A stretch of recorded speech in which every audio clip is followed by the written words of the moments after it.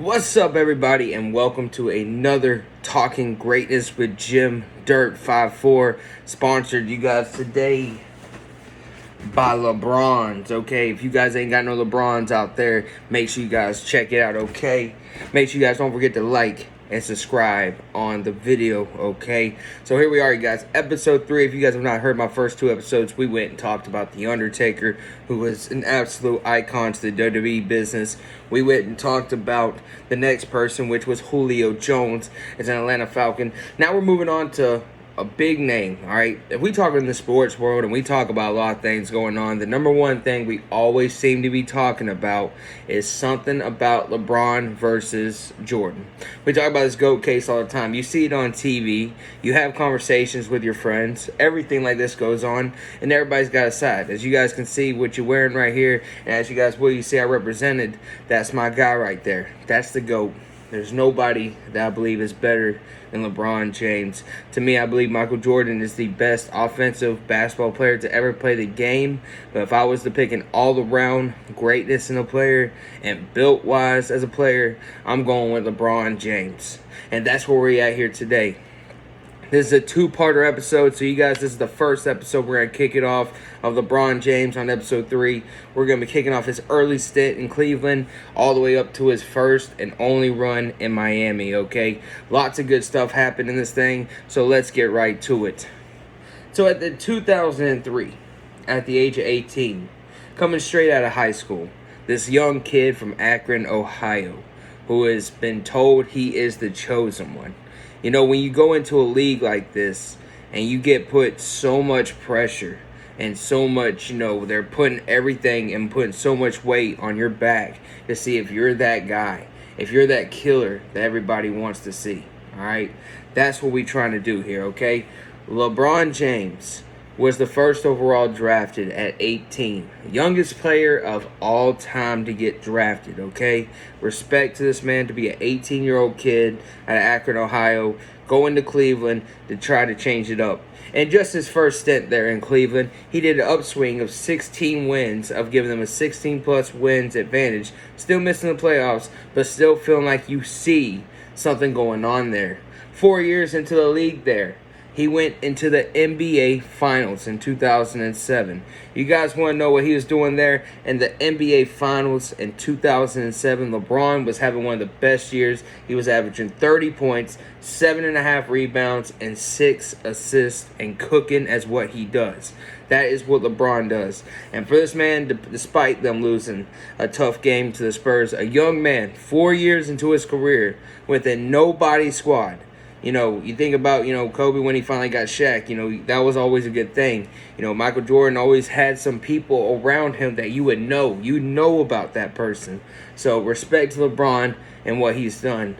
LeBron was there from 2003 to 2010, not making the finals once, but definitely making it to Eastern Conference Finals, dealing with a lot of stuff.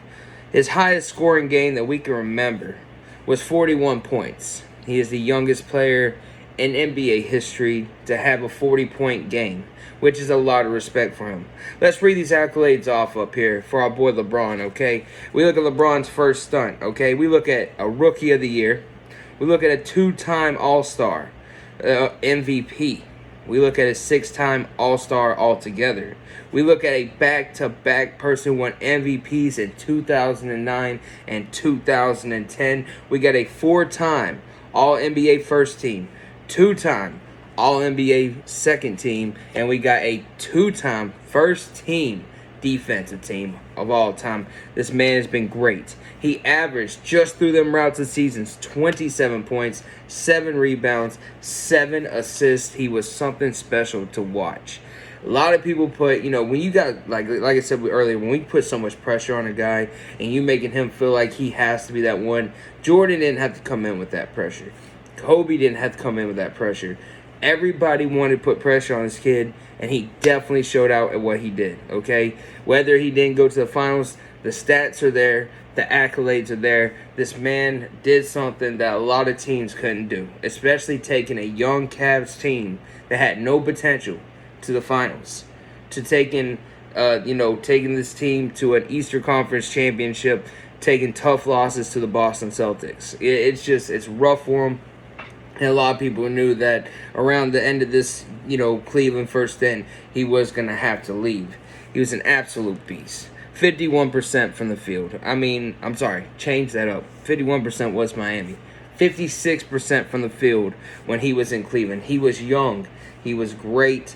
He was an absolute beast at what he did. There's so many stats about this guy. It's the best thing he's ever done. And also, one of the biggest things he did in Cleveland was give them their best record in NBA history. 66 wins, 16 losses. You got to give a lot of shout out to this man. If we remember his rookie debut, and a lot of people do, he came out and showed out. He is the first person to go from high school and then go straight to the NBA and drop a 25, 5, and 5 game. No one's ever had that amount of points coming straight out of high school. He is an absolute beast at what he does. A lot of people just got to sit there and just think about just how dominant he can get to him. To me, he is the most dominant player in the game. He's going to get to the rim no matter what. He's going to get his way no matter what. And we think about the players that he really played with. Do you really think of any players that LeBron played with compared to what, you think of what Kobe and Jordan played with? Just think about the stint and think about who really played with LeBron in Cleveland. And then let's go think about MJ. He had Oakley, he had Pippen, he had Robin, Longley, Steve Kerr. There's people there, Ron Harper. There's people that there you can see there for MJ. Then you go switch up to Kobe. You had Fox, Derek Fisher, Karl Malone, Shaq. There was people there that you knew them people. If you pulled up a 2007 roster of this Cleveland Cavaliers team, you're not gonna know anybody on that list except for that LeBron James over there at the small forward. Absolute beast of what he did. I know a lot of people give him hate, especially for leaving Cleveland. For me, I understood it. He was not going to be going anywhere. And this is the main thing. It's a team sport. You need players on your team. You can't just do it based on one player. Jordan will tell you that all day by joining up with Pippen, because Jordan was not getting any rings. He was not the guy that was getting any rings until he got Pippen. Kobe until he got Shaq. Then you got to let LeBron at least get somebody. You got to let him team up with somebody. And what he has done, it's just so greatness of giving people rings, such as Dwayne Wade, such as Anthony Davis, such as Kyrie. No one was going to ever think Kyrie was going to ever get a ring over there in Cleveland till LeBron came. No one really thought, everybody thought D Wade's career was basically getting to an ending point. So with Dwayne Wade's point, LeBron still went and got him 2 rings. Chris Bosh, guy that probably wasn't going to get a ring anytime soon, gave him a ring. Anthony Davis, who had nothing but issues and nothing but problems with the New Orleans Pelicans, got to go over there with LeBron in the bubble and got a championship. So a lot of respect for that. LeBron was in a hard time too. When you think about this, you got to think about teams around this era. Tim Duncan was still at the top of his game. You're still playing with Kobe. You're still playing with Tracy McGrady. You still got that top squad over there in Boston with Kevin Garnett, Paul Pierce, Ray Allen, Rondo. You had squads out there that just proved to show you that LeBron was not going to be able to get through. But for how this team has put up, and another team I'm kind of missing out, don't forget about Dirk. Shout out to Dirk. The thing about it here with LeBron is he still made it to a finals. Despite you can say the East is weak, you can say that it's not that strong. I don't know how he gets through. LeBron made it there to the finals. Yeah, it was an ass whooping when he got there, but he took them there. And like I said, he's the only person on that team you can look at and be like, he's the only person I know. You can't say that with Jordan. You can't say that with Kobe. Because LeBron did something different than what those two guys did. It's more to me that with finals than, aspect than anything else when it comes to LeBron James, and Michael Jordan and talking this whole debate anyways. I need to see, statistics, what this guy does mentally and physically, and just how well LeBron has taken care of himself at this age. You think about what he's still doing, and especially if you guys have watched some Lakers games recently, LeBron is still showing you that he can still do it. It doesn't, for me, it's going to hurt when he retires, But just seeing how this man is still playing good, playing there with Luka. Now, this would just be the topping point. And I will add to this, if he can take this man, Luka Doncic, all the way to get himself a ring. Just proven. This just proves that LeBron's out there. And one of the differences that we talk about between Kobe and Michael, there's a lot of comparison when you think of Michael and Kobe. When LeBron came to this league, it wasn't just about him. It's about getting his team involved. That's just how he was. He wanted to get his team involved. He wanted to show people that he is the most helpful person. He didn't want to be good. He wanted his team to be good.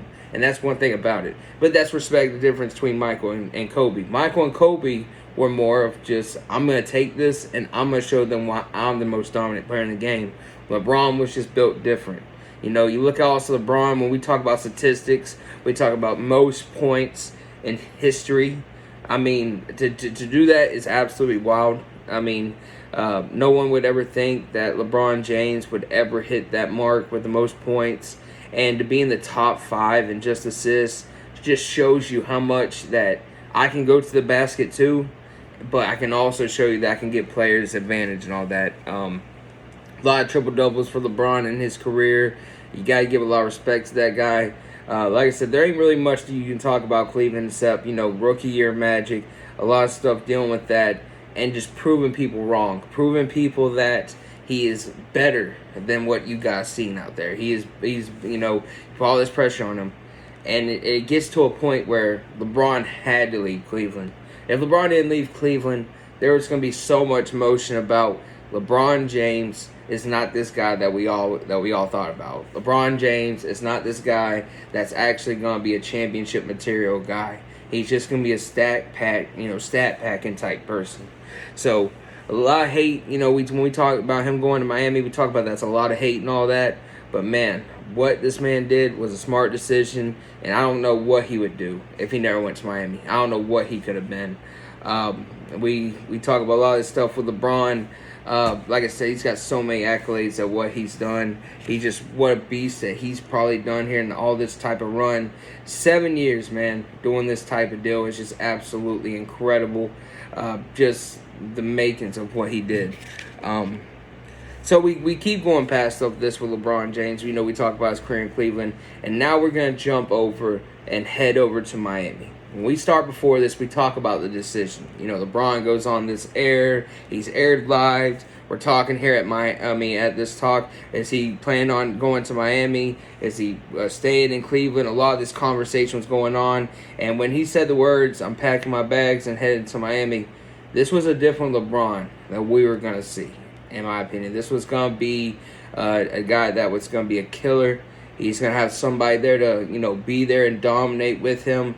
And, you know, we can go ahead and start with his first year in Miami. First year in Miami, I thought they were a pretty good team.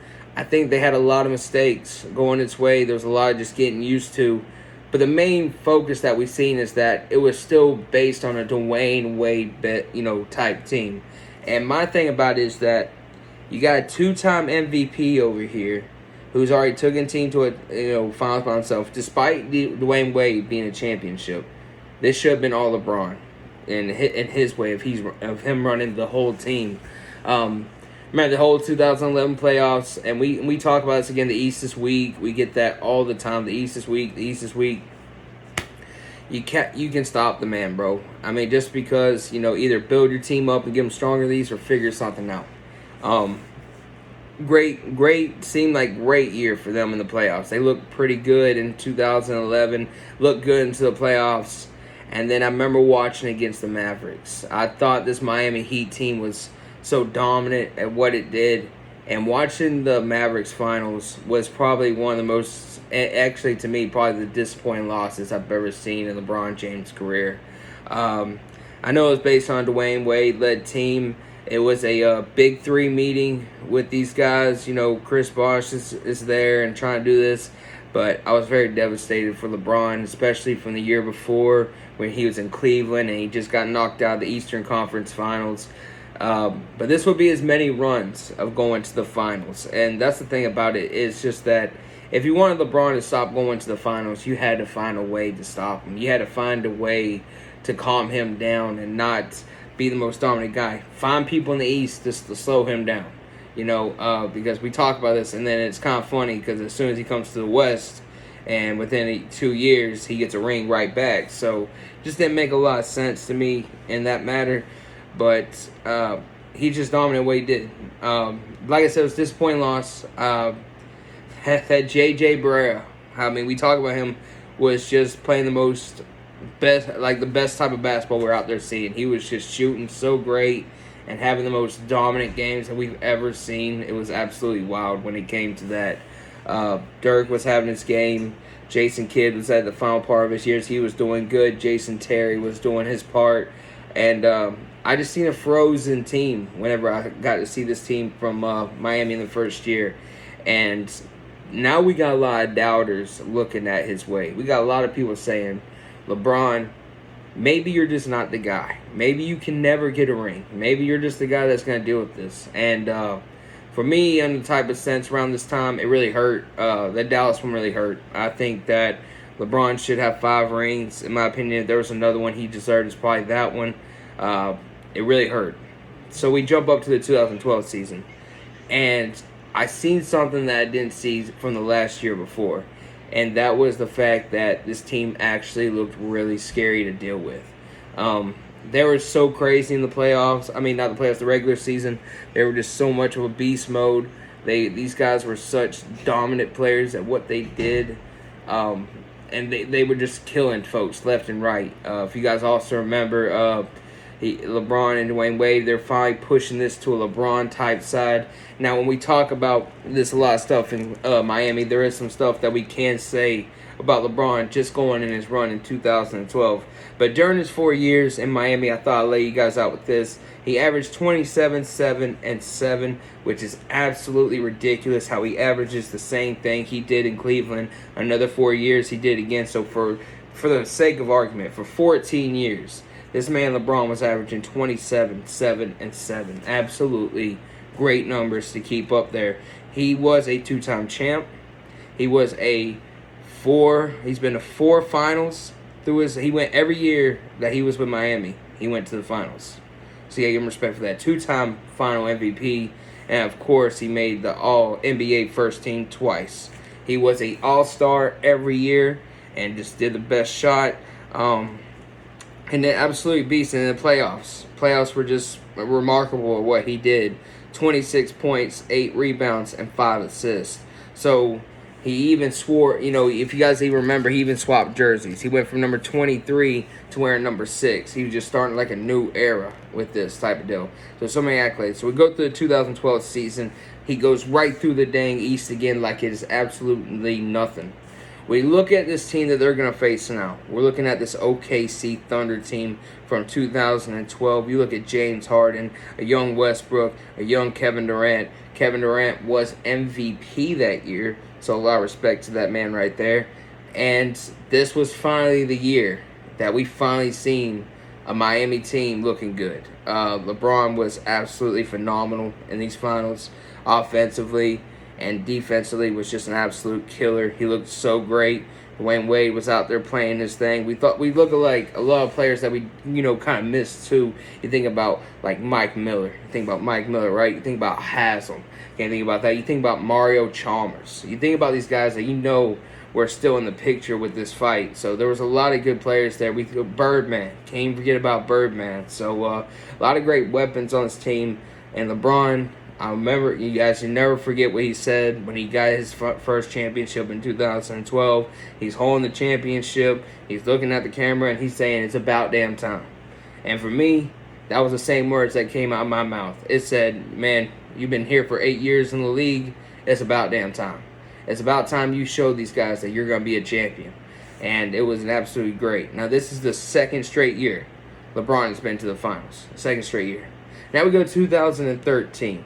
Same dominance we have seen from this Miami Heat team, looking good. We even got to see the masked LeBron, which was absolutely crazy. If you guys remember, highest amount of points that he ever scored with the Miami Heat was 61 points wearing that mask.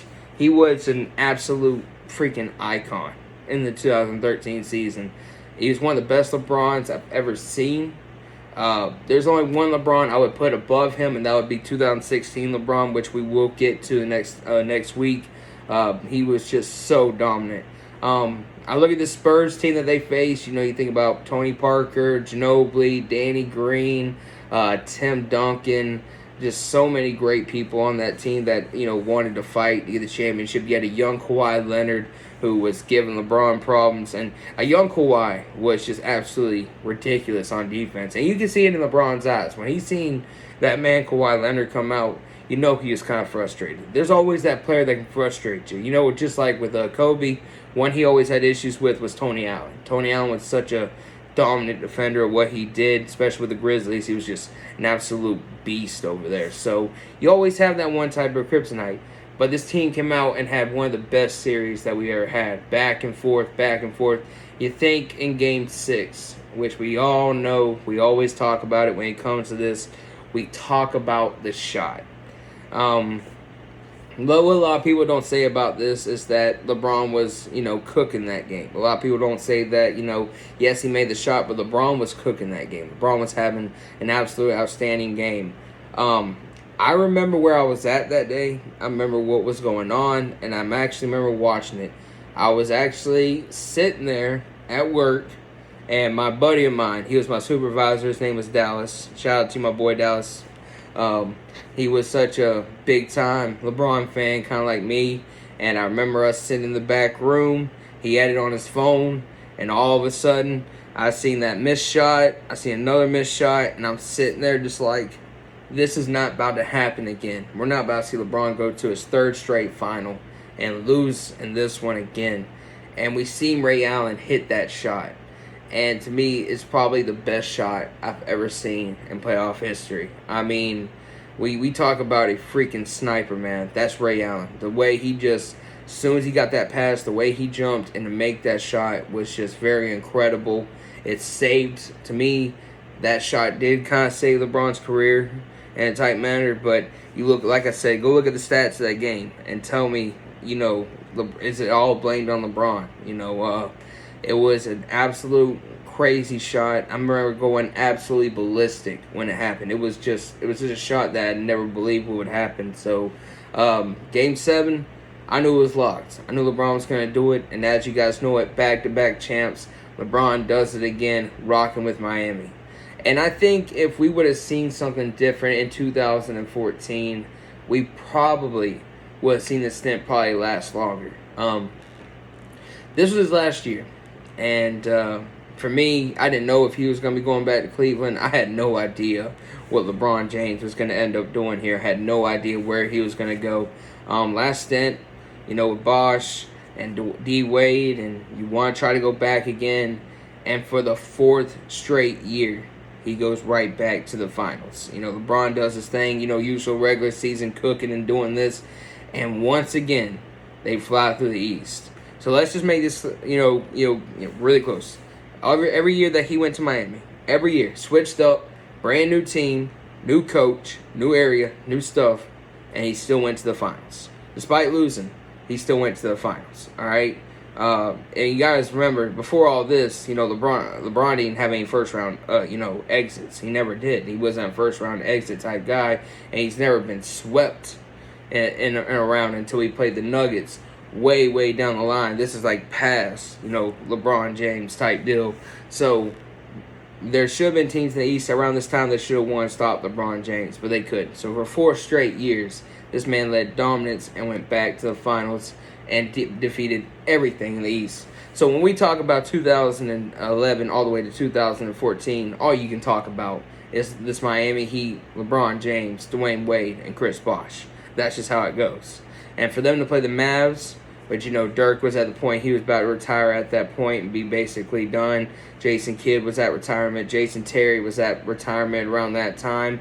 You look at the OKC team, that's a very young team and so dominant, and to get that win. And then back-to-back Spurs matchup. This was also Tim Duncan's, one of his last years. And we seen something different than we didn't see the year before. And that was this man, Danny Green. Danny Green, to me, is a one-hit wonder when it comes to it. I think he just had an incredible playoff run. He was just making shots after shots. But what I was also seeing at the point was, and it's another disappointing loss to my opinion, was that I think LeBron kind of checked out. It's what a lot of people get frustrated when they look at sports guys and sports teams. It looked like LeBron checked out. But it didn't look. But understand this: the average still 27, 7, and 7 throughout that whole experience. And just knowing he's just like, I'm done with this. I'm kind of out the door. It really did hurt me a lot. It did, because I did not want to see this man get knocked out like that. I didn't want to see him lose. And within 6 games, they're knocked out the door and they're getting moved again. And that was his first year runs. And we think about him from 2003 to 2014, they averaged 27, 7, and 7, and just how great at what he did. I definitely expected more championships. I think if he would have won 4 straight with Miami, it would have been an absolute, greatness with this guy. 4 here, 1 more in Cleveland, and then you could deal with that 1 in Cleveland and the 1 in the Lakers. But it was a great, despite everything going on, like I said, just think about it overall, combining him throughout the entire deal, he would be just throughout that stint, he would be a 6-time All-NBA first team. He is a 2-time All-NBA second team.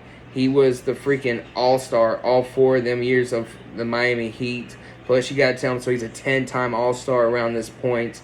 He was a 2-time All-Star MVP when it came to this point. He was just an absolute beast, man. One of the things that I did get mad that we didn't talk about this back in 2012 was when he got ruined over again, Defensive Player of the Year. One thing that LeBron did get cost over that didn't make sense was the fact that he did make all defensive, first team, but yet he didn't ever win Defensive Player of the Year, which would really hurt. So, but despite all that, LeBron had a great start, to have already 2 rings, and to be already to 5 finals is a lot of respect for that man. So that's what you got to give him. He's an absolute beast, okay? So coming up next Wednesday, you guys, we're going to jump into part 2 of LeBron James. We're going to talk about him going on his second stint over to Cleveland, and then we're going to switch it over and talk about his remaining years that he had in the LA Lakers and his continuance of today.